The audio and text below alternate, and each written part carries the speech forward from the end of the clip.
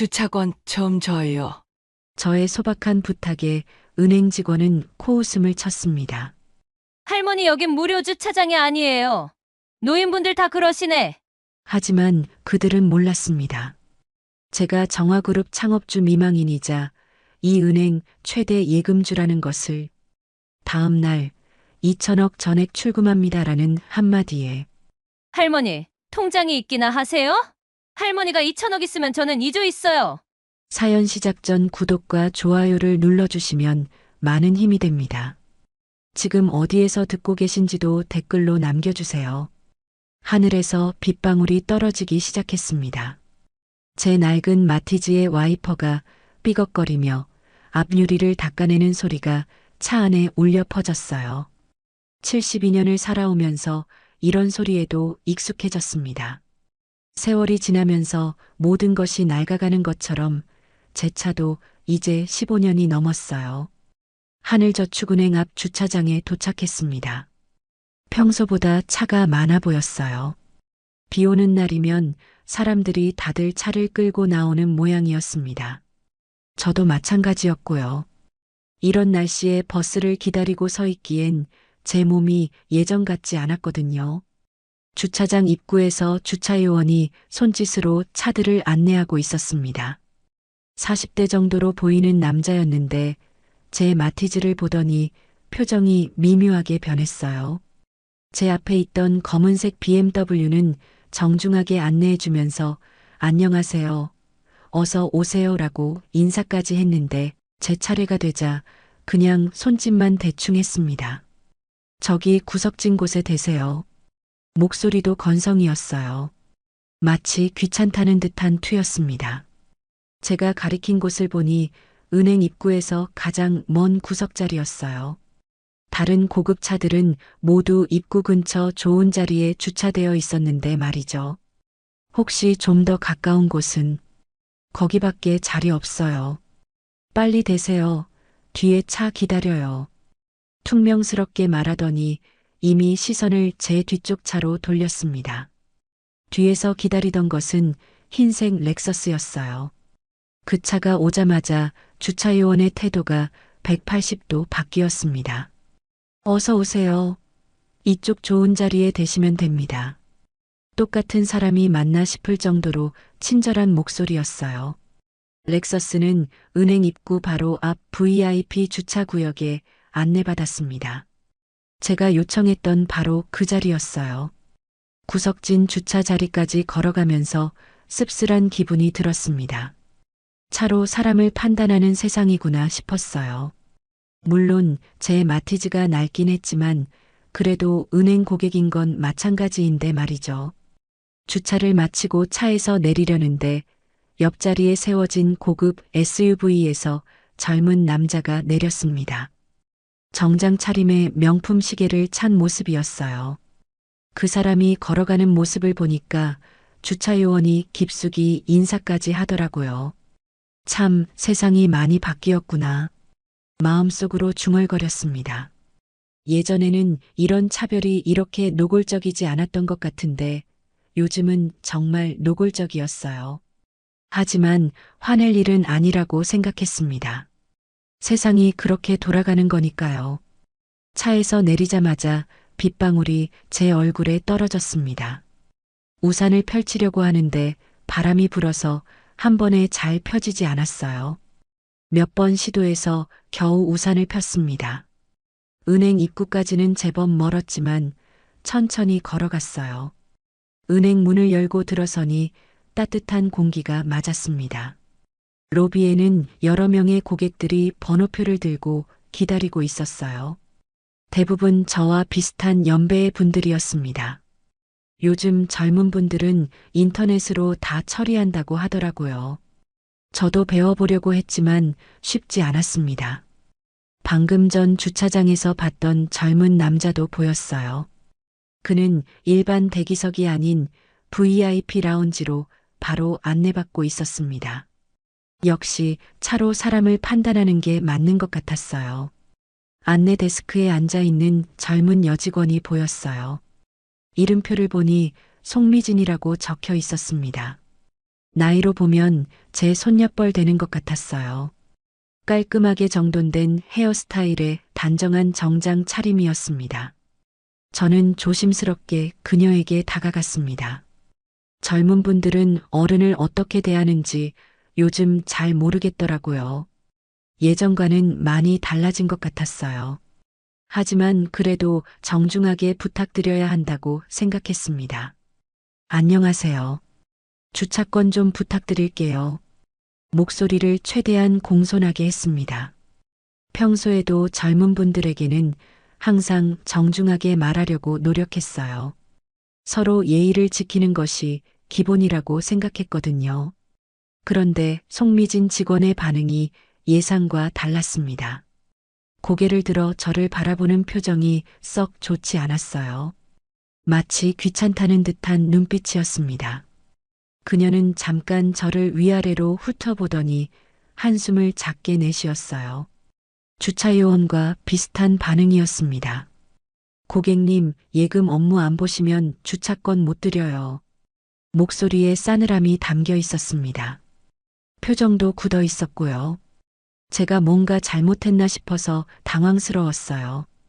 단순히 주차권을 달라고 한 것뿐인데 왜 이런 반응을 보이는지 이해할 수 없었습니다. 저는 잠깐 말을 잇지 못했어요. 사실 오늘 특별한 업무가 있어서 온 것은 아니었습니다. 그냥 비가 와서 차를 주차하고 잠깐 쉬었다가 가려고 했던 거예요. 예전에는 이런 일이 흔했습니다. 은행에서도 별다른 말 없이 주차권을 주곤 했었거든요. 아, 그냥 잠깐만. 제가 말을 시작하려고 하는데 송미진 직원이 제 말을 자르며 다시 말했습니다. 요즘 노인분들 다 무료 주차만 하시잖아요. 그러시면 안 돼요. 그 순간 제 가슴에 무언가가 철썩 내려앉는 느낌이었습니다. 노인분들이라는 표현과 무료 주차만 한다는 말이 귀에 박혔어요. 마치 제가 뭔가 나쁜 일을 하고 있는 것처럼 느껴졌습니다. 주변에서 다른 고객들이 이 상황을 지켜보고 있는 것이 느껴졌어요. 몇몇 분들은 작게 웃기도 했습니다.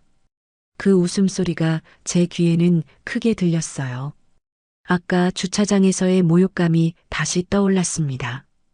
VIP 라운지에서 나온 그 젊은 남자가 지나가면서 이 상황을 보고 있었어요. 그의 표정에서도 약간의 비웃음이 느껴졌습니다. 저런 할머니가 뭐하러 왔나 하는 눈빛이었어요. 72년을 살아오면서 이런 모욕감을 느껴본 적이 언제였나 생각해 봤어요. 젊은 시절 남편과 함께 사업을 시작할 때도 힘들었지만 이런 식으로 무시당한 적은 없었습니다. 사람들은 적어도 기본적인 예의는 지켰었거든요. 송미진 직원은 이미 시선을 다른 곳으로 돌리고 있었습니다. 더 이상 저와 대화할 의사가 없다는 것을 온몸으로 표현하고 있었어요. 손으로는 서류를 정리하는 척하면서 아예 저를 외면했습니다. 저는 그 자리에 서서 어떻게 해야 할지 몰랐어요. 계속 서 있으면 더 창피할 것 같았고 그렇다고 화를 낼 수도 없었습니다. 제가 그런 사람이 아니었거든요. 평생 남에게 소리 지르거나 화를 낸 적이 거의 없었어요. 주차권 한 장이 사람 품격을 재는 세상이구나. 마음속으로 이런 생각이 들었습니다. 주차장에서부터 시작된 차별이 은행 안에서도 계속되고 있었어요. 작은 주차권 하나, 낡은 차 하나로 사람을 이렇게 대할 수 있구나 싶었습니다. 저는 애써 미소를 지으려고 노력했습니다. 화가 나고 속상했지만 그래도 어른답게 행동해야 한다고 생각했어요. 젊은 사람과 같은 수준에서 싸우고 싶지 않았습니다. 네, 알겠습니다. 짧게 대답하고 돌아서려고 했어요. 그런데 뒤에서 또 다른 목소리가 들렸습니다. 아이고, 요즘 어르신들 참. 마티즈 타고 와서 주차권 달라고 하네. 누군가가 작게 중얼거리는 소리였습니다. 제 차까지 언급하는 걸 보니 아까 주차장에서 본 사람 중 하나인 것 같았어요. 정확히 누가 한 말인지는 모르겠지만 분명히 저를 향한 말이었습니다. 그 순간 정말로 이곳에서 빨리 나가고 싶었습니다. 주차장에서부터 시작된 모욕이 은행 안에서까지 계속되고 있었어요. 마치 제가 여기 있을 자격이 없는 사람처럼 느껴졌습니다. 은행을 나오는 길에 제 얼굴이 붉어진 것을 느꼈어요. 부끄러움과 분노가 섞인 감정이었습니다. 비는 여전히 내리고 있었고 제 차까지 가는 길이 유난히 길게 느껴졌어요. 구석진 주차 자리까지 걸어가면서 다시 한번 생각해 봤습니다. 오늘 하루 동안 주차 요원부터 은행 직원까지 모두들 저를 같은 시선으로 봤어요. 낡은 차를 타고 온 돈 없는 할머니로 말이죠. 차에 앉아서 핸들을 잡고 한참을 있었습니다. 시동을 걸지도 못하고 그냥 앉아 있었어요. 마음을 진정시키려고 노력했지만 쉽지 않았습니다. 오늘 겪은 일들이 계속 머릿속에 맴돌았어요. 나를 가난하게 본 눈들이구나. 그런 생각이 들었습니다. 제 차가 낡았고 옷차림도 화려하지 않으니까 그냥 돈 없는 할머니로 본 것 같았어요. 요즘 세상이 그렇다는 것을 알고는 있었지만 직접 경험하니까 마음이 많이 아팠습니다. 하지만 동시에 다른 생각도 들었어요. 저 사람들은 아직 세상을 잘 모르는구나 싶었습니다. 사람을 겉모습으로만 판단하는 것이 얼마나 위험한 일인지 모르는 것 같았어요. 언젠가는 그 대가를 치르게 될 텐데 말이에요.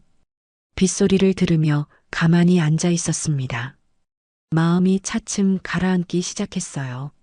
화가 나고 속상했지만 그래도 이런 일로 제 마음을 너무 상하게 할 필요는 없다고 생각했습니다.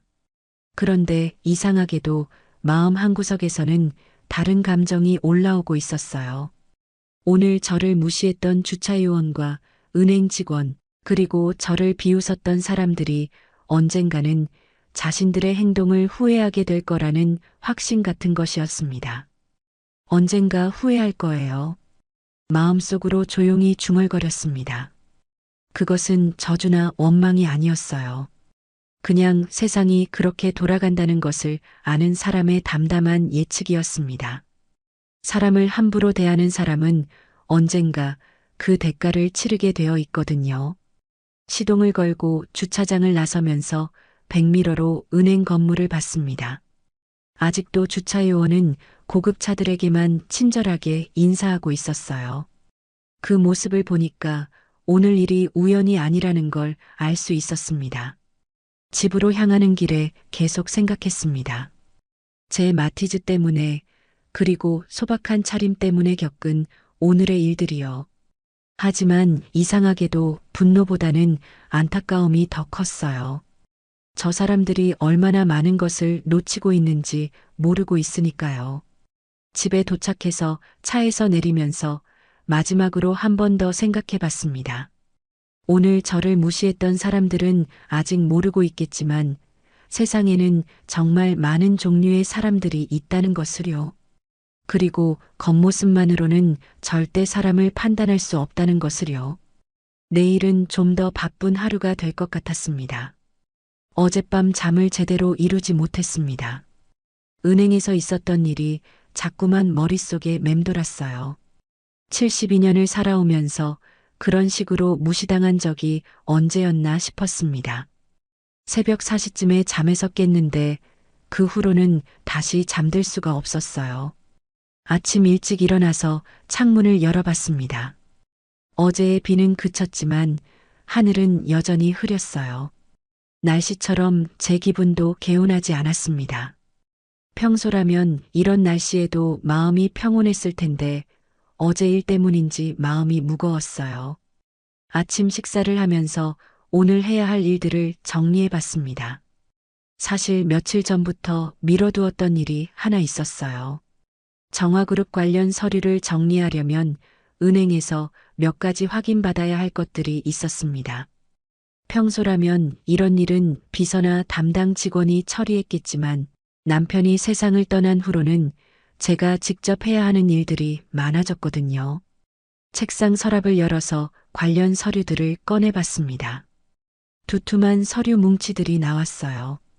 정화그룹의 주식 관련 서류, 부동산 서류, 그리고 각종 예금 증서들이었습니다. 이 모든 것들이 남편과 함께 평생에 걸쳐 쌓아 올린 것들이었어요. 특히 하늘저축은행 관련 서류가 상당히 많았습니다. 남편이 살아계실 때부터 주거래 은행으로 사용해 왔거든요. 벌써 20년도 넘었을 겁니다. 그동안 은행과는 좋은 관계를 유지해 왔다고 생각했는데 어제 일을 겪고 보니 그것도 착각이었나 싶었어요. 오전 10시쯤 되어서 집을 나섰습니다. 오늘은 정말 업무가 있어서 가는 것이니까 어제 같은 일은 없을 거라고 생각했어요. 하지만 마음 한구석에서는 왠지 불안한 기분이 들었습니다. 어제 그 젊은 직원을 다시 만나게 될까봐 걱정되었거든요. 은행 주차장에 차를 세우고 잠깐 망설였습니다. 정말 들어가야 하나 싶었어요. 하지만 해야 할 일이 있으니까 어쩔 수 없었습니다. 서류 가방을 들고 천천히 은행으로 향했어요. 은행 문을 열고 들어서는 순간 어제와 똑같은 풍경이 펼쳐졌습니다. 로비에는 여러 고객들이 앉아 있었고 안내 데스크에는 네, 바로 그 송미진 직원이 앉아 있었어요. 제 심장이 조금 빨라지는 것을 느꼈습니다. 이번에는 번호표를 뽑고 제 차례를 기다렸습니다. 업무를 보러 온 것이니까 정당하다고 생각했어요. 주변을 둘러보니 저처럼 서류를 든 고객들이 여러 명 있었습니다. 다들 비슷한 연배의 분들이었어요. 제 번호가 호출되어서 창구로 갔습니다. 다행히 창구 직원은 송미진이 아니었어요. 40대쯤 되어 보이는 남자 직원이었습니다. 그분은 제법 친절하게 응대해 주었어요. 어떤 업무를 보러 오셨나요? 정화그룹 관련 서류 확인하러 왔습니다. 주주명부 열람이랑 예금 잔액 증명서 몇 부 필요해요. 서류를 내밀면서 설명했습니다. 직원은 서류들을 받아보더니 조금 놀라는 표정을 지었어요. 아마 금액을 보고 그랬을 겁니다. 하지만 그분은 전문적으로 업무를 처리해 주었어요. 확인하는데 조금 시간이 걸릴 것 같습니다. 잠시만 기다려 주세요. 네, 괜찮습니다. 기다리는 동안 주변을 둘러봤습니다. 은행 내부는 깔끔하게 정리되어 있었지만 어딘지 차가운 느낌이었어요. 예전에 다니던 은행들은 좀 더 따뜻한 분위기였던 것 같은데 요즘 은행들은 다 이런 모양인가 봤습니다. 그때 뒤에서 익숙한 목소리가 들렸습니다. 어제 그 할머니네. 돌아보니 송미진 직원이 다른 직원과 이야기하고 있었어요. 저를 보고 하는 말 같았습니다. 가슴이 다시 두근거리기 시작했어요. 업무가 끝나고 서류를 받아들고 일어섰습니다. 이제 나가면 되는데 그때 송미진 직원이 제게 다가왔어요. 표정이 어제보다 더 안 좋아 보였습니다. 고객님, 혹시 오늘도 주차권 받으러 오신 건 아니죠? 갑작스러운 질문에 당황스러웠습니다. 분명히 업무를 보고 있었는데 왜 이런 말을 하는지 이해할 수 없었어요. 아니요, 업무 보러 왔었어요. 지금 끝났고요. 아, 그래도 어제처럼 무료 주차 받으러 오신 줄 알았네요. 그 말에 제 얼굴이 화끈거렸습니다. 주변 고객들이 다시 저희를 바라보기 시작했어요. 어제와 똑같은 상황이 반복되고 있었습니다. 요즘 노인분들 그냥 주차하려고만 오시잖아요. 은행을 뭘로 보시는 거예요? 목소리가 어제보다 더 차갑고 비아냥거리는 투였습니다.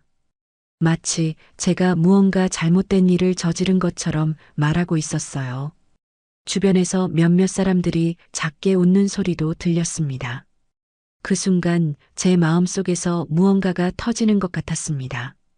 어제는 그냥 넘어갔지만 오늘은 정당한 업무를 보러 온 것이었어요.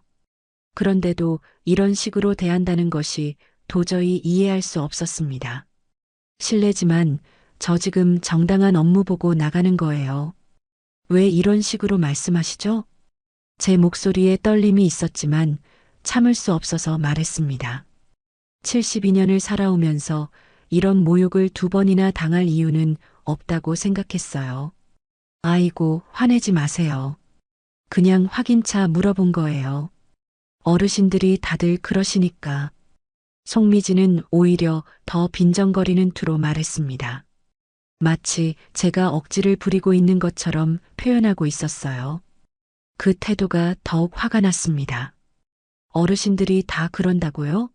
그게 무슨 말이에요? 에이, 모르시겠어요? 요즘 무료 주차 때문에 오시는 분들 많거든요.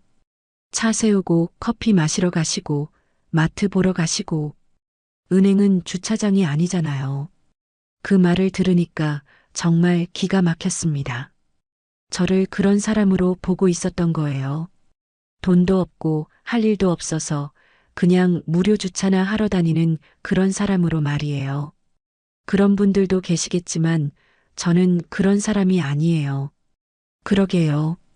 그런데 어제 그냥 주차권만 달라고 하셨잖아요. 그래서 그런 줄 알았어요. 변명 같지도 않은 변명이었습니다.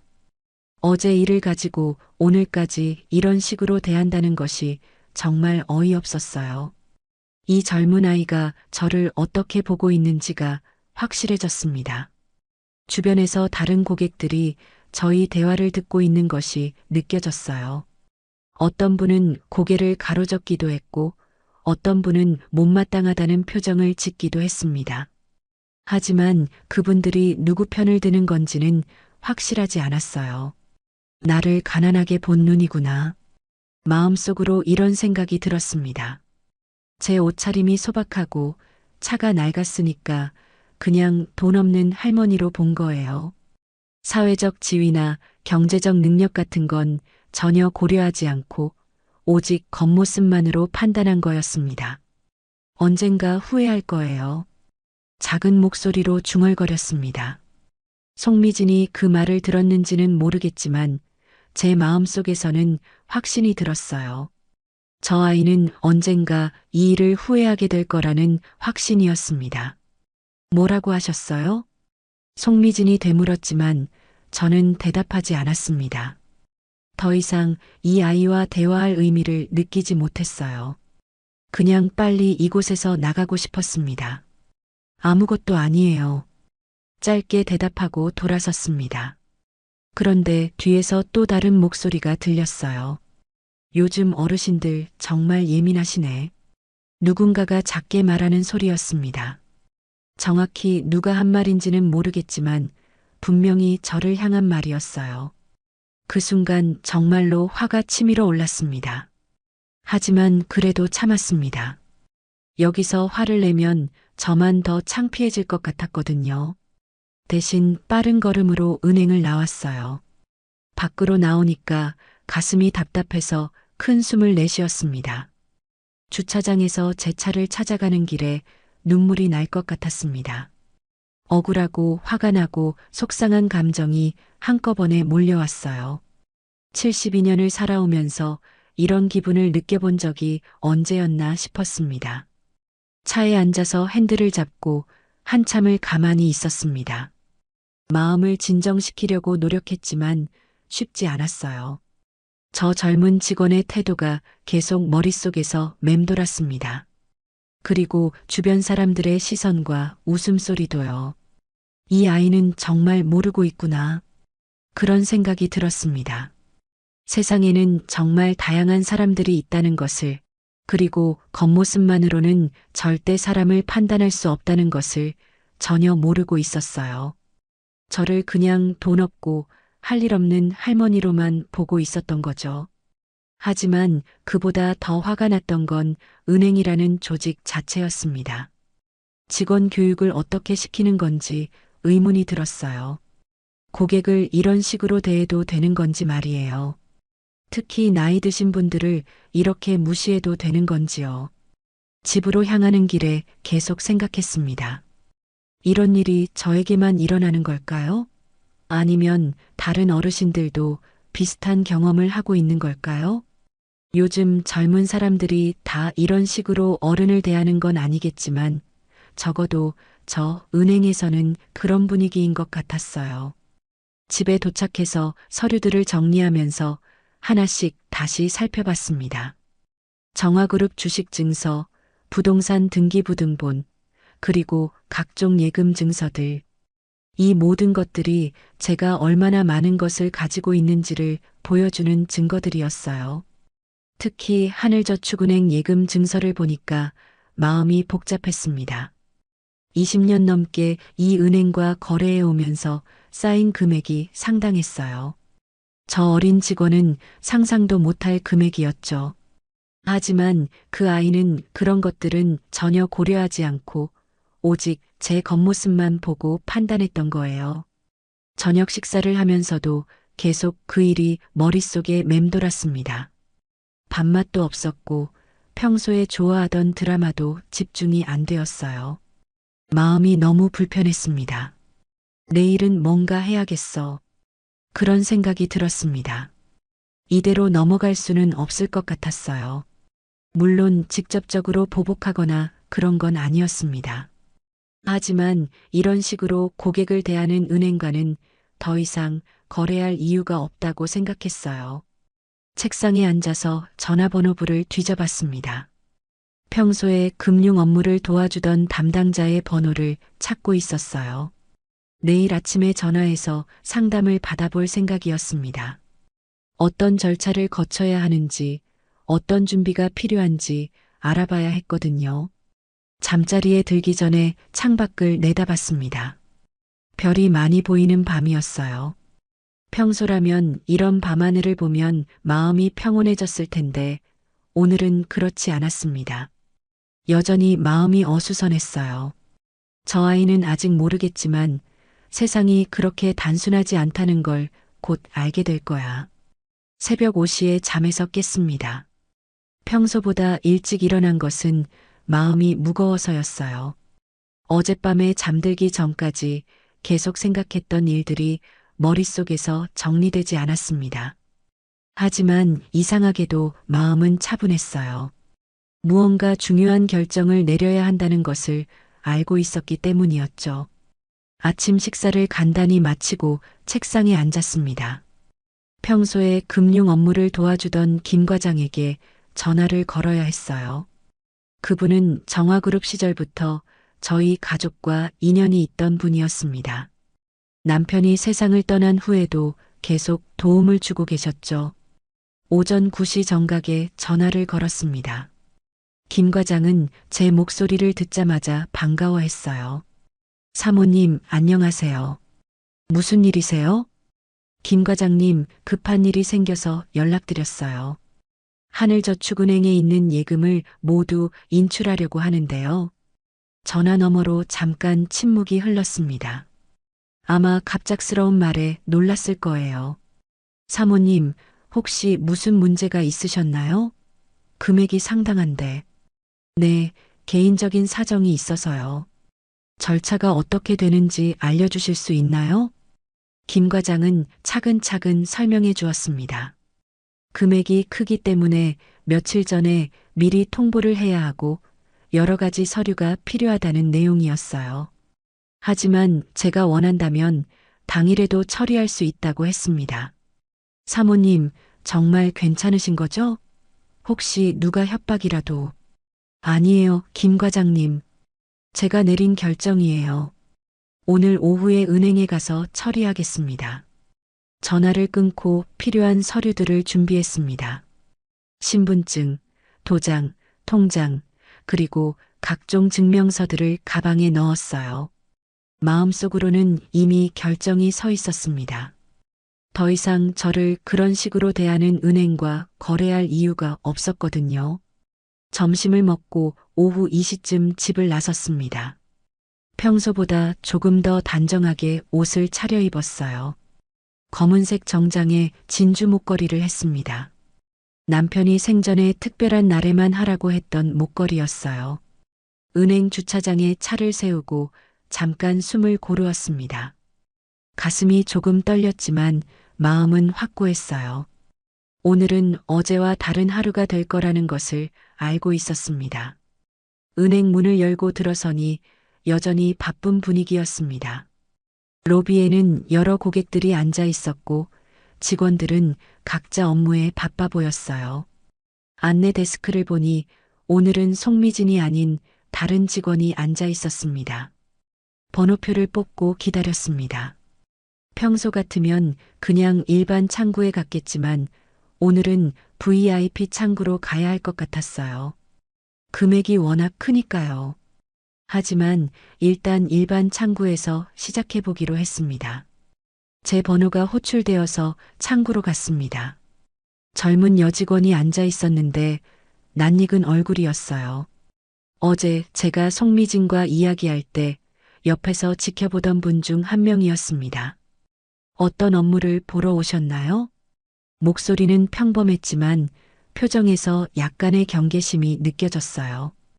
아마 어제 일을 기억하고 있는 것 같았습니다. 예금을 인출하려고 왔어요. 네, 얼마나 인출하시겠어요? 전액이요. 네, 전액이요? 직원이 놀라며 다시 물었습니다. 아마 몇십만 원이나 몇백만 원 정도 생각했을 거예요.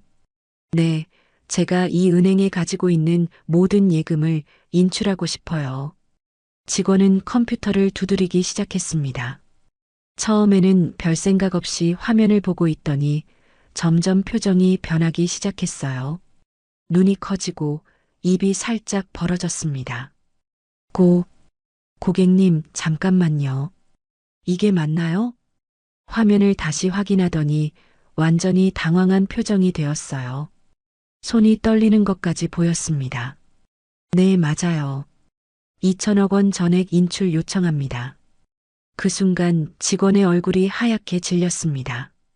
주변에 있던 다른 직원들도 하나둘씩 이쪽을 쳐다보기 시작했어요.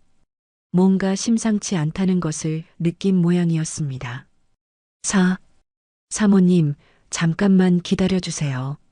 지점장님께 보고 드려야 할 것 같아요. 직원이 황급히 일어나서 안쪽으로 뛰어갔습니다. 곧이어 지점장으로 보이는 중년 남성이 급하게 나왔어요. 얼굴이 벌써 긴장으로 굳어 있었습니다. 김정희 고객님이신가요? 저는 이 지점의 지점장 박민수입니다. 정중하게 인사를 하더니 저를 VIP룸으로 안내했습니다. 평소 같으면 이런 대접을 받으면 기분이 좋았을 텐데 오늘은 그렇지 않았어요. 이미 마음을 굳힌 상태였거든요. VIP룸에 앉아서 지점장과 마주 앉았습니다. 그는 계속 당황한 기색을 감추지 못했어요. 사모님, 혹시 무슨 문제가 있으셨나요? 갑작스럽게 전액을. 아니에요. 제가 내린 결정이에요. 하지만 이런 큰 금액을. 혹시 저희 은행에서 실수한 부분이라도 있나요? 지점장의 목소리에서 절박함이 느껴졌습니다. 당연했어요. 2천억이라는 돈이 빠지면 지점 운영에 큰 타격이 될 테니까요. 실수라고 할까요? 직원 교육을 다시 하셔야 할 것 같아요. 네, 무슨 말씀이신가요? 며칠 전부터 이 은행에서 불쾌한 일을 겪었어요. 고객을 대하는 태도가 실망스러웠습니다. 지점장의 표정이 더욱 심각해졌습니다. 무슨 일인지 대략 짐작하는 것 같았어요. 혹시 어떤 직원이 그랬는지 제가 직접 사과드리겠습니다. 사과받을 일은 아니에요. 다만 더 이상 이곳과 거래할 이유를 못 느끼겠어요. 그때 VIP룸 밖이 소란스러워지기 시작했습니다. 여러 직원들이 모여서 수군거리는 소리가 들렸어요. 아마 소문이 퍼진 모양이었습니다. 지점장은 계속 저를 설득하려고 노력했습니다. 하지만 제 마음은 이미 굳어 있었어요. 대신 절차를 빨리 진행해 달라고 요청했습니다. 이제 진짜 이자 정산할 시간이네요. 작게 중얼거렸습니다. 20년 넘게 이 은행에 돈을 맡겨두면서 받은 대우를 생각하면 이제 제대로 된 정산을 할 때가 된 것 같았어요. 지점장은 본사에 긴급 보고를 올렸습니다. 전화를 받은 본사 담당자도 상당히 놀란 모양이었어요. 지점장의 목소리가 점점 작아지는 것이 들렸습니다. 네, 맞습니다. 김정혜 고객님께서 2천억 전액 인출을 요청하셨습니다. 네, 정화그룹 그 김정혜 사모님 맞습니다. 전화를 끊고 나서 지점장은 더욱 난처한 표정이 되었어요. 아마 본사에서도 상당한 충격을 받았을 겁니다. 절차를 진행하는 동안 VIP룸 밖으로 직원들이 계속 지나다녔습니다. 모두들 궁금해하는 눈빛이었어요. 이런 일은 평생에 한 번 있을까 말까 한 일이니까요. 그때 문이 열리면서 송미진이 들어왔습니다. 지점장이 불렀나 봤어요. 그 아이의 얼굴은 이미 새하얗게 질려 있었습니다. 사모님, 저는 송미진입니다. 혹시 제가 말을 끝내지 못하고 있었어요. 아마 무슨 일인지 대충 짐작했을 겁니다. 아, 주차권 안 주던 그 직원이네요. 담담하게 말했습니다. 화가 난 것도 아니고 그냥 사실을 확인하는 투였어요. 송미진은 더 이상 말을 하지 못했습니다. 눈물이 맺힌 것 같기도 했고요. 지점장은 그 아이를 빨리 내보냈어요. 오후 내내 서류 작업이 이어졌습니다. 이런 큰 금액의 인출은 복잡한 절차를 거쳐야 했어요. 하지만 저는 끝까지 기다렸습니다. 오늘 안에 끝내고 싶었거든요. 해가 지기 시작할 무렵 드디어 모든 절차가 완료되었습니다. 2천억 원이라는 거대한 금액이 제 계좌에서 다른 은행으로 이체되었어요. 20년 넘게 쌓여온 인연이 이렇게 끝나는 순간이었습니다. 은행을 나오는 길에 직원들의 시선을 느꼈습니다. 모두들 저를 바라보고 있었어요. 어제까지는 그냥 평범한 할머니로 봤겠지만 오늘부터는 다르게 보겠죠. 주차장에서 차에 타기 전에 잠깐 은행 건물을 뒤돌아봤습니다. 이제 다시는 이곳에 올 일이 없을 것 같았어요. 20년 넘게 다닌 곳이지만 아쉬움보다는 시원함이 더 컸습니다. 집으로 가는 길에 김 과장에게 전화를 걸었어요. 모든 절차가 완료되었다고 알려드렸습니다. 사모님, 정말 괜찮으신 거죠? 혹시 후회하시는 건 아니고. 아니에요. 이제 새로운 시작이에요. 김 과장은 더 이상 묻지 않았습니다. 대신 앞으로 어떤 계획인지 물어봤어요. 저는 이미 마음속에 그림을 그려두고 있었습니다. 집에 도착해서 저녁 식사를 하면서 뉴스를 봤습니다. 아직 제 일이 뉴스에 나올 정도는 아니겠지만 곧 화제가 될 것 같았어요. 2천억이라는 금액은 한 지점에서는 상당한 충격이니까요. 잠자리에 들기 전에 남편 사진을 보며 오늘 있었던 일을 이야기했습니다. 물론 대답은 없었지만 제 결정을 이해해 주실 것 같았어요. 평생 사람을 귀하게 여겼던 분이셨으니까요. 이제 정말 시작이구나. 오후 4시가 넘어서야 모든 인출 절차가 마무리되었습니다. 2천억 원이라는 거대한 금액이 제 계좌에서 빠져나가는 순간이었어요. VIP룸에서 마지막 서류에 도장을 찍으면서 20년 넘게 이어온 인연이 이렇게 끝나는구나 싶었습니다. 박 지점장은 여전히 저를 붙잡으려고 노력하고 있었어요. 이마에 식은땀이 맺혀 있었고 목소리도 떨리고 있었습니다. 하지만 제 마음은 이미 굳어 있었어요. 사모님, 정말 마지막으로 한 번만 더 생각해 보시면. 아니에요. 이미 결정한 일이에요. 더 이상 설득당할 생각이 없었습니다. 오히려 지점장이 이렇게 매달리는 모습을 보니까 제 결정이 옳았다는 확신이 들었어요. 진정으로 고객을 존중했다면 애초에 이런 일은 없었을 테니까요. VIP룸 밖이 점점 소란스러워지고 있었습니다. 처음에는 직원들의 수군거림 정도였는데 시간이 지날수록 목소리가 커지고 있었어요. 무슨 일인지 궁금해서 문틈으로 살짝 내다봤습니다. 로비에 사람들이 하나둘씩 모여들고 있었어요. 평소보다 훨씬 많은 고객들이 와 있었습니다. 대부분 제 또래의 어르신들이었는데 표정들이 심상치 않았어요. 뭔가 불안해하는 기색이 역력했습니다. 여보, 정말 2천억이 빠진다는 거야? 그러게, 내가 들은 얘기로는 고객들끼리 수군거리는 소리가 들렸습니다. 아, 벌써 소문이 퍼진 모양이었어요. 이런 큰 금액의 인출 소식이 새어나가는 것은 시간 문제였겠죠. 지점장이 급하게 전화를 받더니 얼굴이 더욱 하얗게 질렸어요. 네, 본부장님. 네, 맞습니다. 지금 VIP룸에.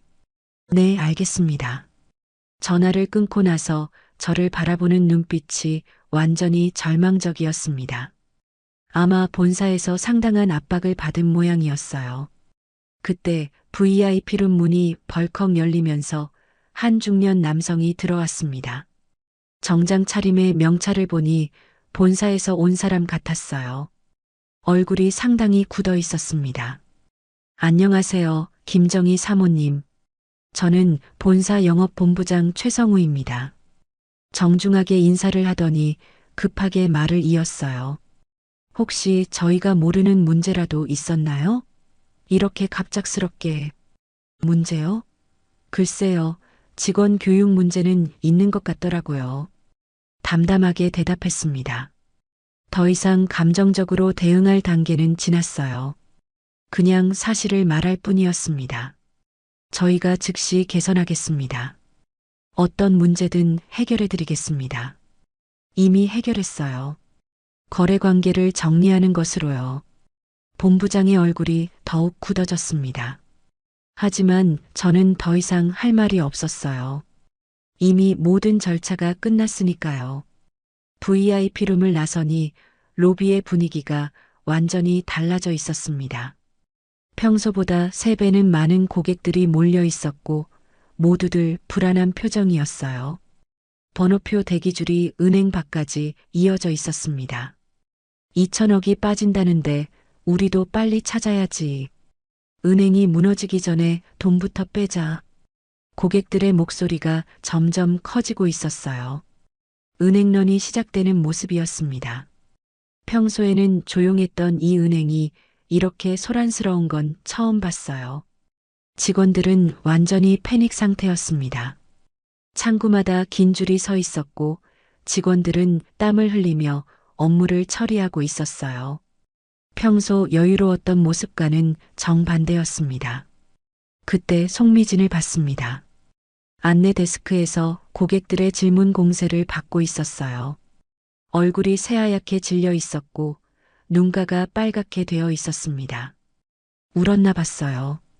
2천억 빠진다는 게 정말이에요? 은행 망하는 거 아니에요? 고객들이 송미진에게 계속 질문을 던지고 있었습니다. 그 아이는 제대로 대답도 못하고 있었어요. 평소 저를 무시하던 그 당당한 모습은 온데간데 없었습니다. 저는 송미진 앞으로 천천히 걸어갔습니다. 그 아이가 저를 보자 더욱 당황하는 기색이 역력했어요. 아마 제가 그 2천억의 주인이라는 걸 알고 있었을 겁니다. 어머니, 죄송합니다. 제가 그런 줄 몰랐어요. 떨리는 목소리로 말했습니다. 눈물이 글썽글썽하고 있었어요. 하지만 저는 차분했습니다. 몰랐다고요? 그럼 알아야만 존중하는 건가요? 조용하지만 분명한 목소리로 물었습니다. 그 순간 송미진은 아무 말도 하지 못했어요. 제 질문이 핵심을 찌른 것 같았습니다. 사람은 돈이 있고 없고로 존중받는 게 아니에요. 기본적인 예의는 누구에게나 똑같이 해야 하는 거죠. 송미진의 눈에서 눈물이 떨어졌습니다. 하지만 저는 동정할 마음이 들지 않았어요. 이미 늦었으니까요. 사모님, 정말 죄송합니다. 제가 너무 어리석었어요. 이제 와서 후회해도 소용없어요. 이미 끝난 일이에요. 더 이상 할 말이 없었습니다. 그 아이의 사과가 진심인지 아닌지도 중요하지 않았어요. 중요한 건 이미 선택이 끝났다는 것이었습니다. 주변에서 다른 고객들이 저희 대화를 듣고 있었어요. 어떤 분은 고개를 끄덕이기도 했고 어떤 분은 송미진을 안쓰럽게 바라보기도 했습니다. 하지만 대부분은 제 편인 것 같았어요. 그러게 어르신들한테 왜 그렇게 했어? 나도 몇 번 기분 나빴는데. 맞아. 차별하지 말고 똑같이 대하지. 다른 고객들도 한마디씩 하기 시작했습니다. 아마 송미진에게 비슷한 경험을 했던 분들이 많았을 거예요. 그 아이의 태도가 저에게만 그랬던 게 아니었나 봅니다. 은행 로비는 점점 더 혼란스러워지고 있었습니다. 새로운 고객들이 계속 몰려들고 있었고 직원들은 감당하기 어려워하고 있었어요. 평소 한산했던 이 은행에 이런 날이 올 줄은 몰랐을 겁니다. 지점장이 급하게 뛰어나와서 상황을 수습하려고 했습니다. 하지만 이미 통제할 수 있는 수준을 넘어서고 있었어요. 고객 여러분, 진정하세요. 저희 은행은 건전합니다. 걱정하지 마시고. 하지만 고객들의 불안은 쉽게 가라앉지 않았습니다. 2천억이라는 숫자의 임팩트가 너무 컸어요. 2천억이 빠지는데 건전하다고? 우리 돈은 안전한 거죠? 질문 공세가 계속됐습니다. 지점장은 땀을 닦으며 설명하려고 했지만 고객들의 불신은 깊어져만 갔어요. 저는 이 혼란스러운 광경을 조용히 지켜봤습니다. 제 하나의 결정이 이렇게 큰 파장을 불러일으킬 줄은 몰랐어요. 하지만 후회하지는 않았습니다. 당연한 결과였으니까요. 본사에서 온 본부장이 지점장과 급하게 무언가를 논의하고 있었습니다. 아마 사태 수습 방안을 찾고 있는 것 같았어요. 하지만 이미 엎질러진 물이었습니다. 주차장으로 나가는 길에 마지막으로 은행을 돌아봤습니다. 평소 여유롭던 모습과는 완전히 달랐어요.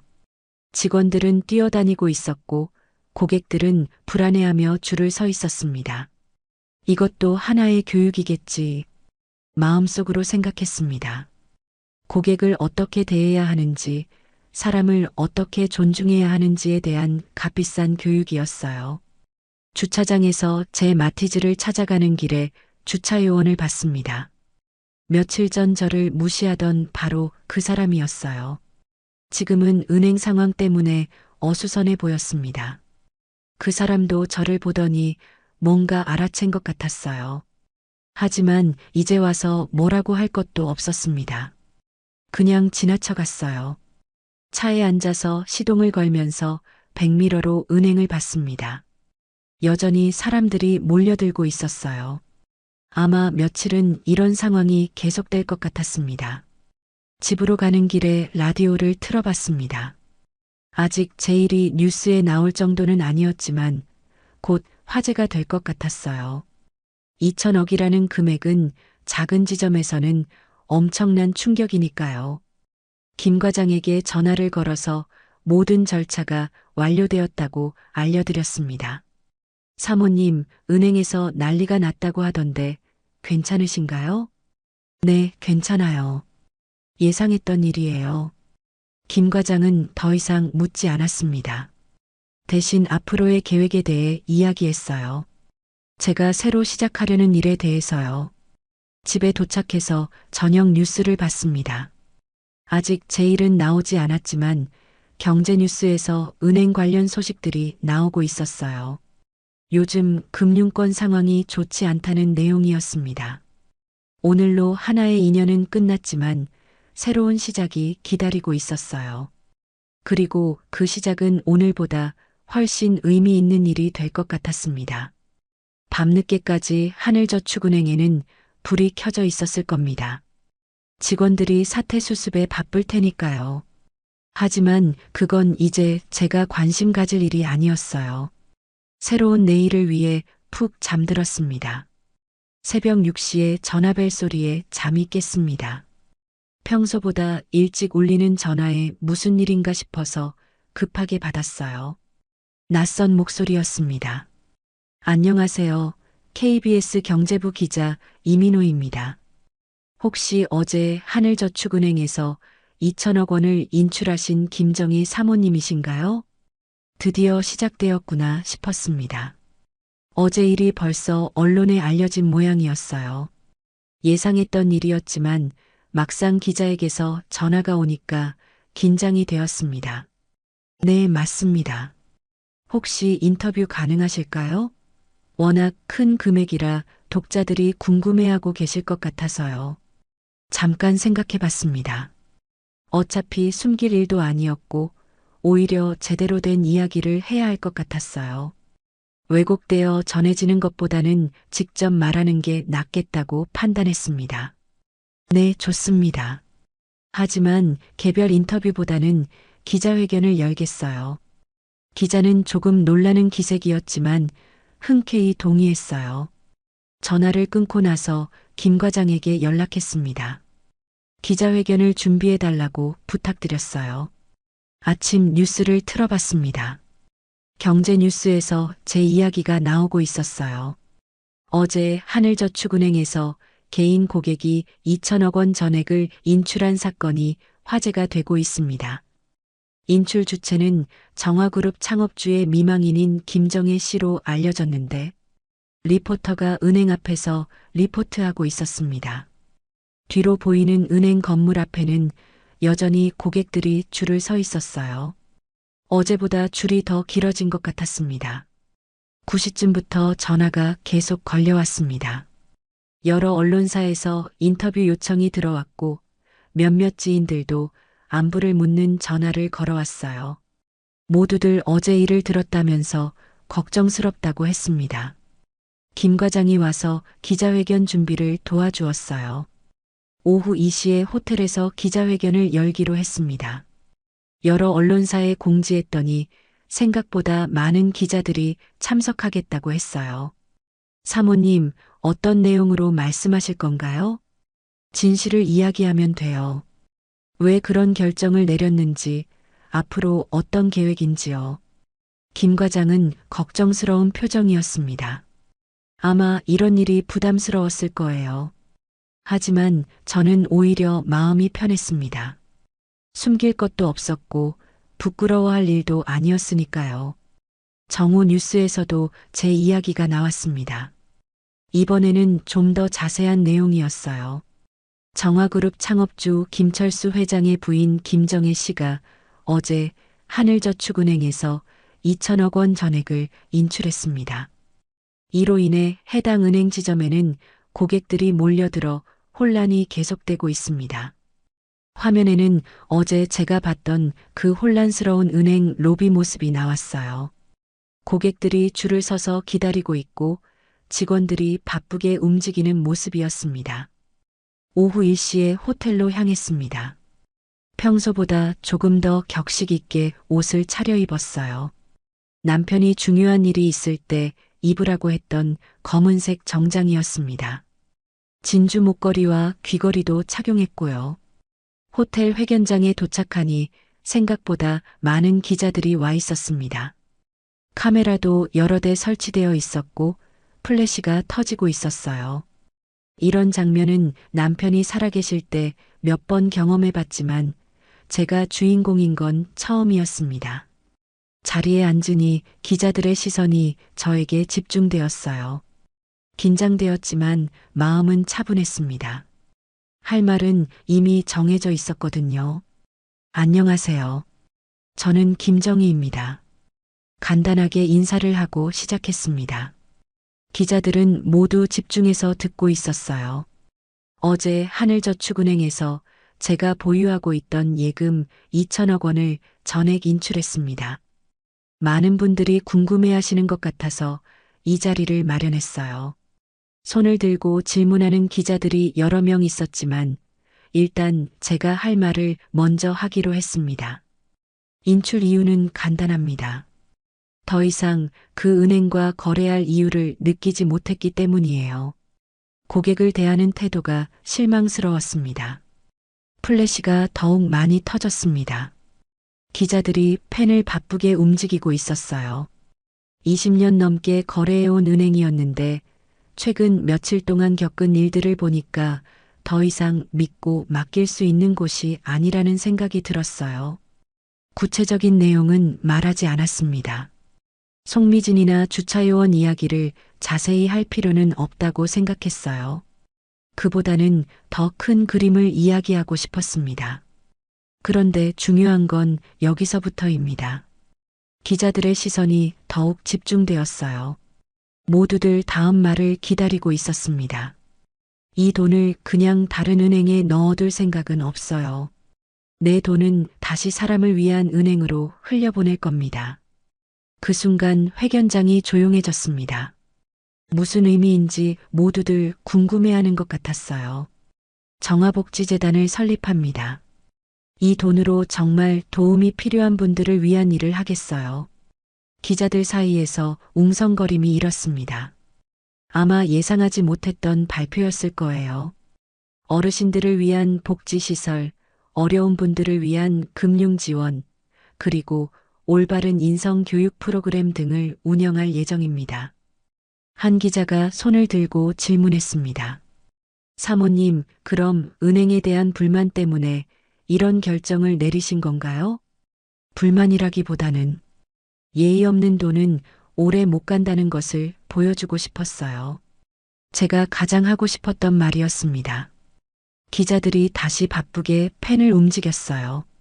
돈은 사람을 위해 존재하는 거지, 사람이 돈 때문에 무시받아야 하는 건 아니거든요. 또 다른 기자가 질문했습니다. 재단 규모는 어느 정도가 될 예정인가요?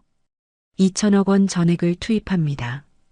그리고 제가 가진 다른 자산들도 점진적으로 사회에 환원할 계획이에요. 회견장이 다시 웅성거렸습니다. 상당히 큰 규모의 재단이 될 거라는 것을 모두들 깨달은 것 같았어요.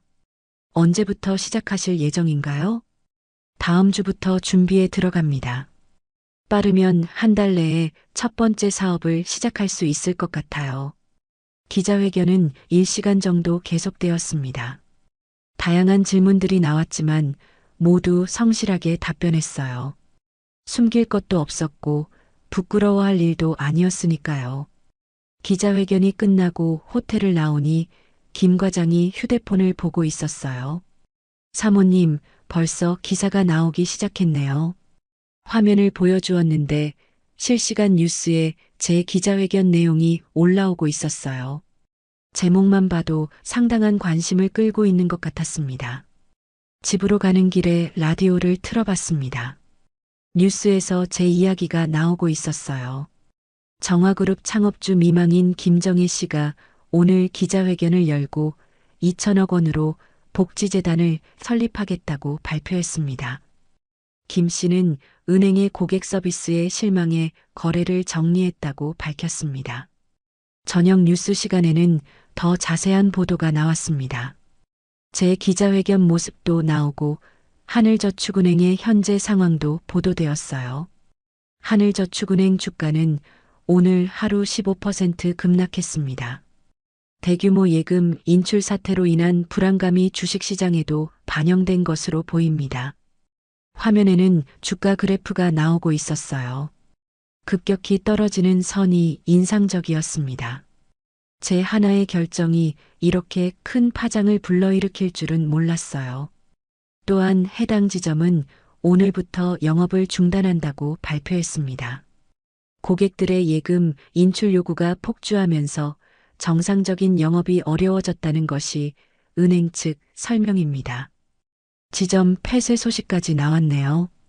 예상했던 일이지만 막상 들으니까 복잡한 기분이었어요. 하지만 후회하지는 않았습니다. 인터넷에도 제 이야기가 화제가 되고 있었어요. 댓글들을 읽어보니 대부분 긍정적이었습니다. 어르신들 무시하는 은행 직원들 정말 문제 많음. 돈 있다고 갑질하는 것도 아니고 오히려 사회에 환원한다니 멋지다. 진짜 교육이 필요한 건 은행 직원들인 것 같음. 물론 비판적인 댓글도 있었지만 대부분은 제 결정을 지지하는 내용이었어요. 저녁을 먹으면서 남편 사진을 봤습니다. 오늘 한 일에 대해 이야기해 드렸어요. 물론 대답은 없었지만 분명히 이해해 주실 거라고 생각했습니다. 여보, 우리가 평생 모은 돈을 정말 의미 있는 곳에 쓰게 되었어요. 남편이 살아계셨다면 분명히 제 결정을 지지해 주셨을 거예요. 평생 사람을 귀하게 여겼던 분이셨으니까요. 잠자리에 들기 전에 내일 일정을 확인해 봤습니다. 재단 설립 준비를 위한 첫 번째 회의가 있었어요. 변호사, 회계사, 그리고 복지 전문가들과 만날 예정이었습니다. 밤늦게까지 제 이야기가 여러 뉴스에서 계속 나왔을 겁니다. 하지만 그것보다 중요한 건 내일부터 시작될 새로운 여정이었어요. 기자회견이 끝난 지 일주일이 지났습니다. 그동안 정말 바쁜 나날들이었어요. 재단 설립을 위한 준비 작업이 생각보다 복잡했습니다. 변호사, 회계사, 복지 전문가들과 연일 회의를 하느라 정신없었어요. 강남에 있는 사무실을 임시로 빌려서 재단 준비 사무실로 사용하고 있었습니다. 아직은 직원이 몇 명 없어서 조용했지만 곧 사람들로 북적거리게 될 것 같았어요. 제가 직접 모든 일을 챙기고 있었거든요. 김 과장이 매일 와서 도움을 주고 있었습니다. 서류 작업부터 시설 준비까지 할 일이 산더미였어요. 하지만 의미 있는 일을 한다는 생각에 피곤함보다는 설렘이 더 컸습니다. 사모님, 언론 반응이 정말 좋네요. 김 과장이 신문 스크랩을 보여주었어요. 여러 언론에서 제 이야기를 다루고 있었습니다. 대부분 긍정적인 반응이었어요. 예의 없는 돈은 오래 못 간다는 말씀이 화제가 되고 있습니다. 제가 기자회견에서 했던 말이 사람들 사이에서 회자되고 있다고 했어요. 인터넷에서도 많이 인용되고 있다고 하더라고요. 한편으로는 하늘저축은행 관련 소식도 계속 들려왔습니다. 제가 인출했던 지점은 결국 완전히 문을 닫았다고 했어요. 다른 지점들도 고객 이탈로 어려움을 겪고 있다는 소식이었습니다. 직원들이 많이 해고되었다고 하던데요. 김 과장의 말에 마음이 복잡했습니다.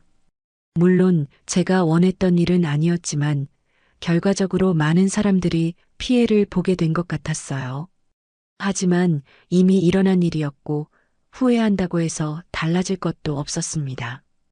오늘은 재단의 첫 번째 사업 계획을 논의하는 중요한 회의가 있었습니다. 어르신 복지 전문가 2분과 사회복지사 3분이 참석할 예정이었어요. 제가 구상하고 있는 사업들을 구체화하는 자리였습니다. 오전 10시에 회의가 시작되었습니다. 전문가들은 모두 경험이 풍부한 분들이었어요. 제 계획을 듣고 나서 여러 조언을 해주었습니다. 어르신들을 위한 무료 급식소부터 시작하시는 게 어떨까요? 금융 소외계층을 위한 저리 대출 사업도 의미가 있을 것 같습니다. 다양한 아이디어들이 나왔습니다. 모두 의미 있는 제안들이었어요. 2천억이라는 금액으로 할 수 있는 일들이 정말 많다는 것을 새삼 느꼈습니다. 무엇보다 중요한 건 지속 가능성입니다. 한 번에 다 쓰는 것보다는 꾸준히 도움을 줄 수 있는 구조를 만드는 게 좋겠어요. 복지 전문가의 조언이 와 닿았습니다. 일회성 지원보다는 지속적으로 도움을 줄 수 있는 시스템을 만들어야겠다고 생각했어요. 회의가 끝날 무렵 사무실 입구에서 누군가가 망설이고 있는 모습이 보였습니다. 유리문 너머로 어렴풋이 보이는 실루엣이 낯익었어요. 혹시 싶어서 자세히 봤더니 정말 아는 사람이었습니다. 송미진이었어요. 하늘저축은행에서 저를 무시했던 바로 그 젊은 직원이었습니다. 한동안 문 앞에서 망설이더니 조심스럽게 노크를 했어요. 들어오세요. 문이 열리면서 송미진이 들어왔습니다. 예전에 봤던 모습과는 많이 달랐어요. 깔끔했던 정장 대신 소박한 옷차림이었고 자신감 넘쳤던 표정도 사라져 있었습니다. 대신 초조하고 불안한 기색이 역력했어요. 회의에 참석했던 분들이 모두 나가고 나서 저와 송미진만 남았습니다. 그 아이는 한참 동안 말을 꺼내지 못하고 있었어요. 손을 꼭 쥐고 있는 모습에서 긴장감이 느껴졌습니다. 앉으세요. 의자를 가리키며 말했습니다. 송미진은 조심스럽게 앉더니 고개를 숙였어요. 한참을 그렇게 있다가 작은 목소리로 말을 시작했습니다. 사모님, 정말 죄송합니다. 목소리가 떨리고 있었어요. 진심으로 후회하는 마음이 느껴졌습니다. 은행에서 그런 일이 있은 후에 계속 후회하고 있었어요. 제가 정말 어리석었습니다. 눈가가 빨갛게 되어 있었어요. 아마 많이 울었을 것 같았습니다.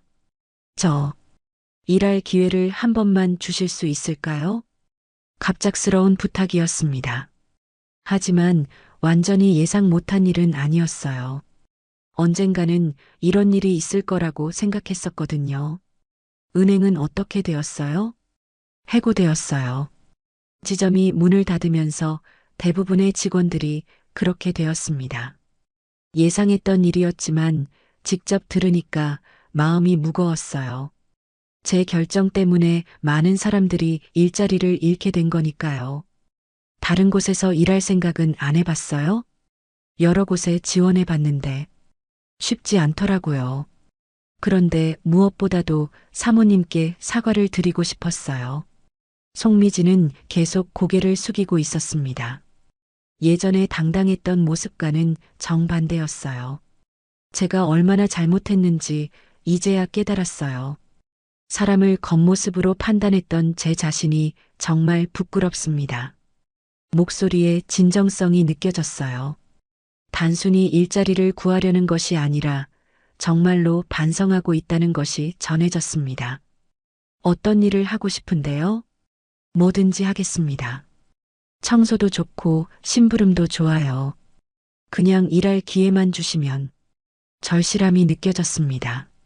하지만 저는 단순히 동정심 때문에 결정하고 싶지 않았어요.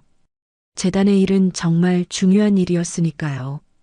왜 여기서 일하고 싶은 거예요? 사모님을 보고 배우고 싶어요.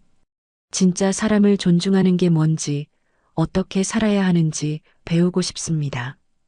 그 대답이 마음에 와 닿았어요. 단순히 일자리가 필요해서가 아니라 정말로 변화하고 싶어 한다는 것이 느껴졌습니다. 잠시 생각해 봤습니다. 사실 재단에서는 여러 사람들이 필요했어요. 특히 젊고 능력 있는 사람이 필요했죠. 송미진은 비록 실수를 했지만 기본적인 업무 능력은 있는 사람이었습니다. 하지만 그보다 중요한 건 이 아이가 정말로 변화할 의지가 있느냐 하는 것이었어요. 한번 실수한 사람에게 다시 기회를 주는 것은 쉬운 일이 아니었습니다. 재단에서 하는 일이 어떤 건지 알고 있어요? 네, 뉴스에서 봤어요. 어르신들과 어려운 분들을 도와드리는 일이라고. 맞아요. 그런데 그런 일을 하려면 무엇보다 사람을 존중하는 마음이 있어야 해요. 송미진이 고개를 끄덕였습니다. 제 말을 진지하게 듣고 있었어요. 지금까지 어르신들을 어떻게 대했는지 생각해 보세요. 정말로 바뀔 수 있을까요? 네, 꼭 바뀌겠습니다. 제가 얼마나 잘못 생각하고 있었는지 이제 알았어요. 눈물이 글썽거리고 있었습니다. 연기가 아닌 진짜 눈물 같았어요. 오랫동안 그 아이를 바라봤습니다. 사람을 판단하는 것은 어려운 일이었어요. 하지만 저는 기본적으로 사람을 믿는 편이었습니다. 특히 자신의 잘못을 인정하고 변화하려는 사람이라면 더욱 그랬죠. 일주일 후에 다시 오세요. 송미진이 고개를 들고 저를 봤어요. 희망과 불안이 섞인 표정이었습니다. 그때까지 정말로 이 일을 하고 싶은지, 그리고 변화할 준비가 되었는지 다시 한번 생각해 보세요. 네, 알겠습니다. 목소리에 기대감이 섞여 있었어요. 완전히 승낙한 것은 아니었지만 기회를 준 것만으로도 감사하다는 표정이었습니다. 그리고 한 가지 더. 여기서 일하게 되면 정말 힘들 거예요. 어르신들과 어려운 분들을 직접 만나야 하고 그분들의 이야기를 들어야 해요. 송미진이 진지하게 고개를 끄덕였습니다. 그런 분들 앞에서 예전처럼 행동한다면 그 순간 끝이에요. 알겠죠? 네, 명심하겠습니다. 송미진이 일어나서 깊숙이 인사를 했습니다. 나가는 뒷모습을 보니까 어깨가 많이 처져 있었어요. 아마 그동안 많은 어려움을 겪었을 겁니다. 문이 닫히고 나서 혼자 생각해 봤습니다. 과연 제가 옳은 결정을 한 걸까요? 송미진에게 기회를 주는 것이 맞는 걸까요? 하지만 결국은 사람을 믿어보기로 했습니다. 사람은 실수할 수 있지만 다시 설 수도 있다고 생각했어요. 중요한 건 진정으로 변화하려는 의지였습니다. 김 과장이 들어와서 송미진이 온 이야기를 했더니 조금 걱정스러워 했어요. 괜찮으실까요? 워낙 중요한 일인데. 지켜봐야죠. 사람이 변할 수 있는지 말이에요. 창밖을 내다보니 해가 지고 있었습니다. 오늘도 바쁜 하루였지만 의미 있는 하루였어요. 특히 송미진과의 만남은 여러 생각을 하게 했습니다. 내일부터 또 바쁜 일정이 기다리고 있었습니다. 재단 설립 인가 신청서를 제출해야 했고 첫 번째 사업장 후보지도 둘러봐야 했어요. 할 일이 산더미였지만 기대되었습니다. 집으로 가는 길에 마지막으로 생각해 봤습니다. 송미진이 정말로 변화할 수 있을까요? 일주일 후에 다시 와서 어떤 모습을 보여줄까요? 사람은 실수할 수 있지만 다시 서야죠. 마음속으로 중얼거렸습니다. 저도 평생 살아오면서 실수를 많이 했었어요. 하지만 그때마다 다시 일어설 수 있었던 건 누군가의 믿음과 기회가 있었기 때문이었습니다. 이제 제가 그런 기회를 줄 차례인 것 같았어요. 일주일이 지났습니다. 약속한 시간에 맞춰 송미진이 재단 사무실에 나타났어요. 지난주와는 확연히 다른 모습이었습니다. 단정하지만 소박한 옷차림에 무엇보다 눈빛이 달라져 있었어요. 예전의 건방진 기색은 완전히 사라지고 겸손하면서도 진지한 표정이었습니다. 일주일 동안 많이 생각해 봤어요. 첫 마디부터 진정성이 느껴졌습니다. 목소리도 한결 차분해져 있었고요. 정말로 이 일을 하고 싶습니다. 그리고 제가 얼마나 잘못 살아왔는지 깨달았어요. 저는 잠시 그 아이를 바라봤습니다. 겉모습의 변화보다는 내면의 변화가 더 중요했어요. 그리고 그런 변화가 느껴졌습니다. 좋아요. 하지만 처음부터 큰 업무는 맡길 수 없어요. 송미진이 고개를 끄덕였습니다. 당연하다는 표정이었어요. 어르신 상담 업무부터 시작해보세요. 재단을 찾아오시는 분들의 이야기를 듣고 필요한 도움이 무엇인지 파악하는 일이에요. 네, 열심히 하겠습니다. 재단의 첫 번째 사업장이 마련되었습니다. 서초구에 있는 작은 건물을 임대해서 상담센터를 열었어요. 어르신들이 편하게 찾아올 수 있는 곳이었습니다. 무료 급식소도 함께 운영할 예정이었고요. 송미진의 첫 근무일이었습니다. 아침 일찍 나와서 사무실 청소부터 시작했어요. 예전 은행에서의 모습과는 정반대였습니다. 그때는 고객이 와도 건성으로 대했는데 지금은 한 분 한 분을 정성껏 맞이했어요. 오전 10시쯤 첫 번째 어르신이 오셨습니다. 70대 후반으로 보이는 할머니였는데 지팡이를 짚고 천천히 걸어오셨어요. 송미진이 급하게 일어나서 문을 열어드렸습니다. 어서 오세요, 할머니. 여기 앉으세요. 의자를 빼드리고 물도 가져다 드렸어요. 예전 같았으면 상상도 못할 정성이었습니다. 할머니가 자신의 사연을 이야기하기 시작했어요.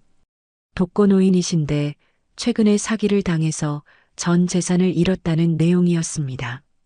송미진은 진지하게 들으면서 종종 고개를 끄덕였어요. 손자라고 하는 사람이 전화를 해서 급하게 돈이 필요하다고 하더라고요.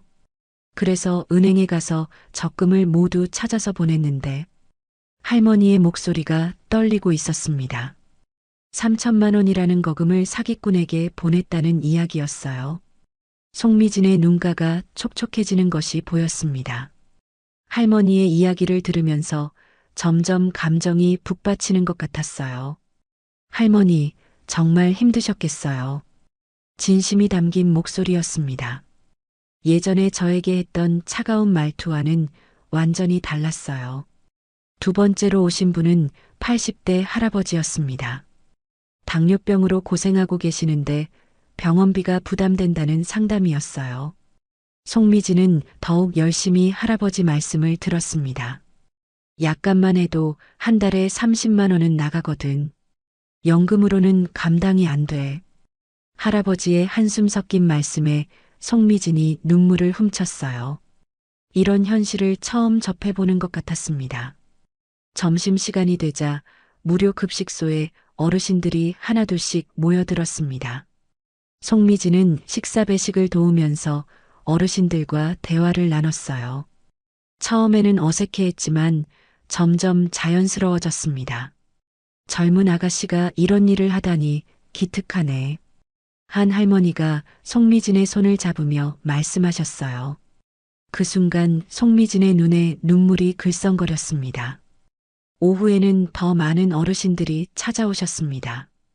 각자 다른 사연들을 가지고 계셨지만 공통점은 모두 어려운 상황에 계시다는 것이었어요. 송미진은 한 분 한 분의 이야기를 정성껏 들었습니다. 특히 인상적이었던 것은 85세 김순자 할머니와의 상담이었어요.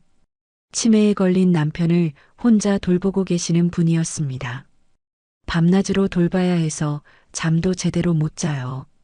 그런데 요양원 비용은 너무 비싸고 할머니가 말씀하시다가 울음을 터뜨리셨어요. 송미진도 함께 눈물을 흘렸습니다. 더 이상 참을 수 없었던 것 같았어요. 저는 조용히 지켜보고 있었습니다. 송미진이 어르신들의 이야기를 들으며 진정으로 마음 아파하는 모습이 보였어요. 연기가 아닌 진짜 감정이었습니다. 하루 종일 어르신들의 사연을 듣고 나서 송미진은 완전히 지쳐 보였습니다. 퇴근 시간이 되었는데도 자리에서 일어나지 못하고 있었어요. 눈가가 빨갛게 부어 있었습니다. 저는 따뜻한 커피 한 잔을 타서 송미진에게 건넸습니다. 그 아이는 고개를 들고 저를 봤어요. 눈물이 아직 마르지 않은 상태였습니다.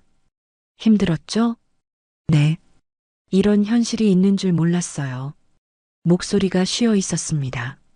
하루 종일 어르신들과 이야기하느라 목이 아팠을 거예요. 제가 얼마나 세상을 모르고 살았는지 깨달았어요. 은행에서 일할 때는 이런 분들의 삶을 전혀 생각해 보지 않았었거든요. 송미진이 커피를 한 모금 마시며 말했습니다. 많은 생각이 들었을 거예요. 사모님처럼 마티즈를 타고 오신 할머니가 계셨는데 그분 이야기를 들으니까 제가 얼마나 잘못 생각했는지 그 말에 제 마음이 따뜻해졌습니다. 정말로 깨달은 것 같았어요. 그분은 아픈 손자 병원비를 마련하려고 여기저기 찾아다니신다고 하시더라고요. 차는 낡았지만 마음은 금보다 소중한 분이셨어요. 송미진의 말에 고개가 끄덕여졌습니다. 겉모습으로 사람을 판단하면 안 된다는 것을 몸소 체험한 것 같았어요. 이제 알겠어요. 진짜 주차권이 필요한 곳이 어디인지. 그게 뭐예요? 사람들의 마음이요. 차를 세울 주차 공간이 아니라 마음을 세울 수 있는 따뜻한 공간 말이에요. 그 대답에 감동했습니다. 정말로 변화한 것 같았어요. 이젠 당신이 나 같은 어르신들의 주차권이에요. 제가 말하자 송미진이 고개를 끄덕였습니다. 무슨 의미인지 이해한 것 같았어요. 어르신들이 마음 편히 기댈 수 있는 사람이 되어주세요. 그게 진짜 주차권이에요. 송미진의 눈에서 또 눈물이 흘렀습니다. 하지만 이번에는 감동의 눈물이었어요. 네, 꼭 그런 사람이 되겠습니다. 어르신들이 편안하게 마음을 맡길 수 있는 사람으로요. 그날 이후로 송미진은 완전히 달라졌습니다. 매일 일찍 출근해서 어르신들을 맞이했고 한 분 한 분의 이야기에 진심으로 귀 기울였어요. 예전에 거만했던 모습은 온데간데 없었습니다. 어르신들도 송미진을 점점 좋아하게 되었어요. 처음에는 경계하셨지만 진심으로 대하는 모습을 보시고 마음을 열어주셨습니다. 미진이가 있으니까 이곳에 오는 게 기다려져. 김순자 할머니가 말씀하셨을 때 송미진의 얼굴에 환한 미소가 피어났어요. 진정한 보람을 느끼고 있는 것 같았습니다. 한 달이 지나고 보니 송미진은 재단에서 없어서는 안 될 사람이 되어 있었습니다. 어르신들과의 소통에서 특히 뛰어났고 각각의 사연을 세심하게 파악해서 맞춤형 도움을 제공했어요. 저는 그런 송미진을 보며 뿌듯했습니다. 사람은 정말로 변할 수 있다는 것을 보여준 살아있는 증거였어요. 그리고 두 번째 기회의 소중함도 깨달았습니다. 사모님, 정말 감사해요. 저에게 기회를 주셔서요. 어느 날 퇴근길에 송미진이 말했습니다. 이젠 진짜 의미 있는 일을 하고 있다는 느낌이에요. 어르신들의 웃음을 보면 제 마음도 따뜻해져요. 정말로 변화한 것 같았습니다. 이제는 진심으로 어르신들을 사랑하고 있었어요. 재단 운영도 점점 안정되어 갔습니다. 송미진과 같은 헌신적인 직원들 덕분이었어요.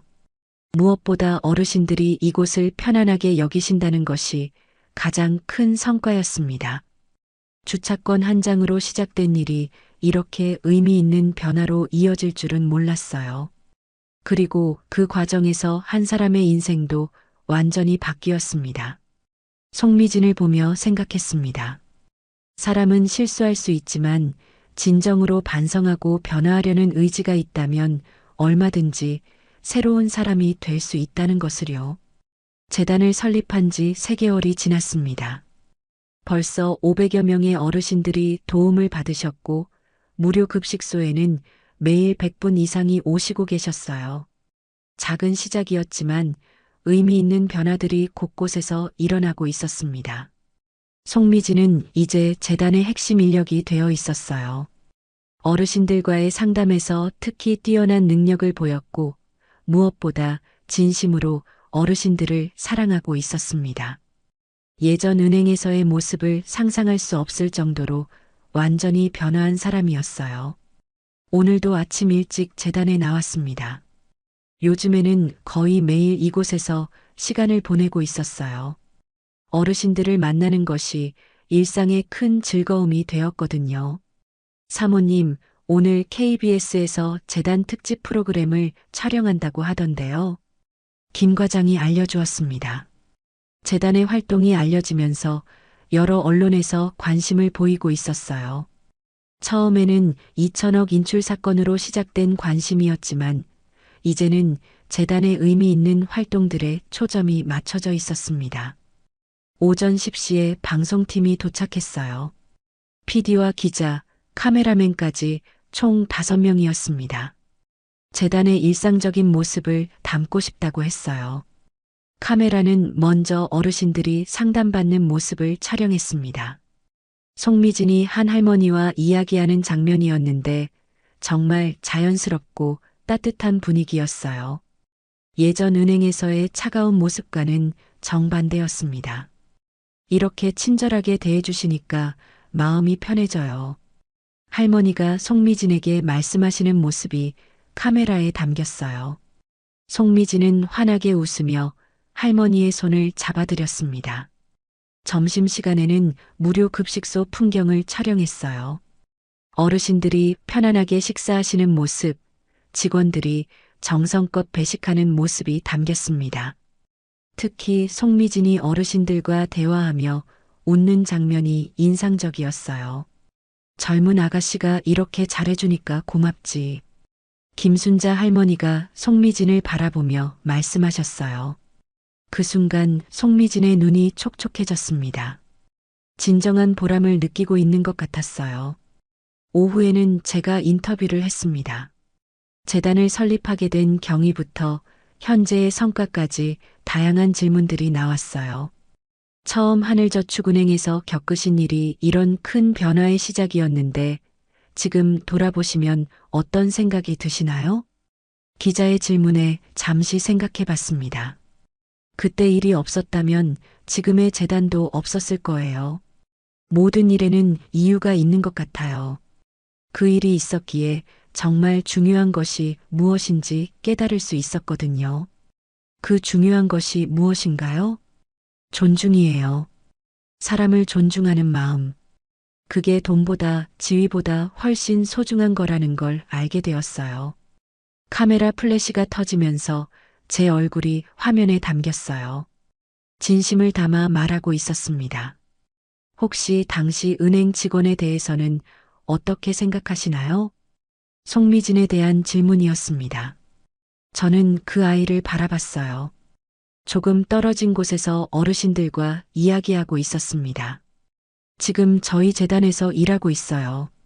완전히 다른 사람이 되었죠. 기자가 놀라는 표정을 지었어요.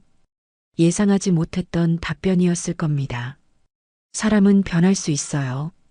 중요한 건 진정으로 반성하고 변화하려는 의지가 있느냐 하는 거죠. 송미진도 이 대화를 듣고 있었나 봅니다. 고개를 돌려 저를 바라보더니 깊숙이 고개를 숙였어요. 재단을 운영하면서 가장 보람을 느끼는 순간은 언제인가요? 어르신들이 웃으실 때요. 그리고 저희 직원들이 진심으로 어르신들을 대할 때입니다. 인터뷰가 끝나고 PD가 마지막 촬영을 제안했어요. 재단 전체가 보이는 곳에서 제가 어르신들과 함께 있는 모습을 담고 싶다고 했습니다. 어르신들이 모두 모여주셨어요. 송미진을 비롯한 직원들도 함께 했습니다. 카메라 앞에서 모두가 환하게 웃고 있었어요. 정말 따뜻한 분위기였습니다. 사모님, 마지막으로 한 말씀 부탁드립니다. 기자가 마이크를 내밀었어요. 저는 잠시 생각해 봤습니다. 정말 하고 싶었던 말이 있었거든요. 돈은 이자가 붙지만 예의는 기억으로 남습니다. 그 순간 주변이 조용해졌어요. 어르신들도 직원들도 모두 제 말에 집중하고 있었습니다. 이자보다 귀한 건 존중이에요. 그건 평생 이자가 쌓이거든요. 카메라 플래시가 연달아 터졌습니다. 하지만 저는 그 빛보다 어르신들의 눈빛에 더 집중하고 있었어요. 모두들 고개를 끄덕이며 공감하고 있었습니다. 촬영이 끝나고 방송팀이 돌아간 후 조용한 시간이 찾아왔습니다. 어르신들은 각자 집으로 돌아가시고 직원들도 하나둘씩 퇴근했어요. 송미진은 마지막까지 남아서 정리를 도와주었습니다. 사모님, 정말 감사해요. 갑자기 송미진이 말했습니다. 무슨 감사인지 알 것 같았어요. 인터뷰에서 저에 대해 그렇게 말씀해 주셔서요. 정말 두 번째 인생을 살게 해주신 것 같아요. 저는 그 아이의 어깨를 가볍게 두드렸어요. 당신이 변화했기 때문이에요. 저는 기회만 준 거고요. 송미진의 눈에 눈물이 글썽거렸습니다. 하지만 이번에는 기쁨의 눈물이었어요. 집으로 가는 길에 라디오를 틀었습니다. 오래된 노래가 흘러나왔어요. 이미자의 내 나이가 어때서였습니다. 제가 좋아하는 노래 중 하나였어요. 내 나이가 어때서 아직 늦지 않았어.